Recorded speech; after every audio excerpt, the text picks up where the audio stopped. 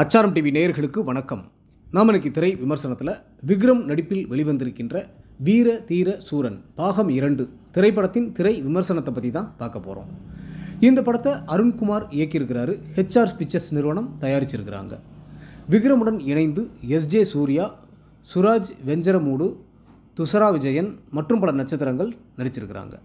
இந்த படத்தோட கதை என்னென்னு பார்த்தீங்கன்னா, படத்தின் ஓப்பனிங்கில் ஒரு பெண் தனது பிள்ளையுடன் பெரியவர் வீட்டு வாசலில் நின்று தனது கணவனை காணவில்லை, என்னடா செஞ்சீங்க என்று கேட்க, சுராஜ் வெஞ்சரமூடு அந்த பெண்ணை அடித்து அனுப்ப, அந்த பெண்ணின் கணவர் மனைவியை காணவில்லை என்று போலீஸ் அதிகாரியான எஸ்ஜே சூர்யாவிடம் புகார் கொடுக்க, மிகப்பெரிய ரவுடிகளாக இருக்கும் சுராஜ் வெஞ்சரமூடு மற்றும் அவரது அப்பாவை பழைய பகையை மனதில் வைத்துக்கொண்டு இந்த புகார் வாய்ப்பை பயன்படுத்தி ஒரே இரவில் அவர்களை என்கவுண்டர் போட திட்டம் போடுகின்றார் காவல் அதிகாரி அருணகிரி என்கின்ற எஸ்ஜே சூர்யா.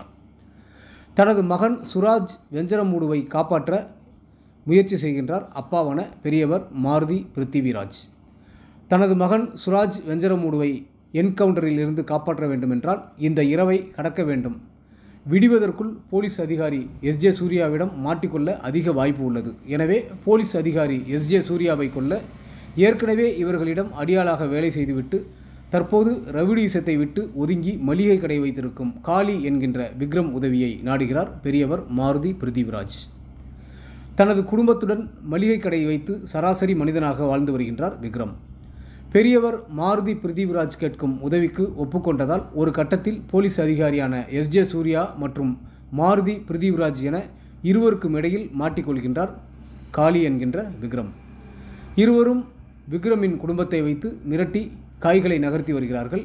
இறுதியில் யார் யாரை கொன்றார்கள், யார் உயிருடன் இருக்கிறார்கள், யார் பக்கம் நியாயம் உள்ளது என்பதை சொல்லியிருப்பதே இந்த படத்தின் மீத கதை.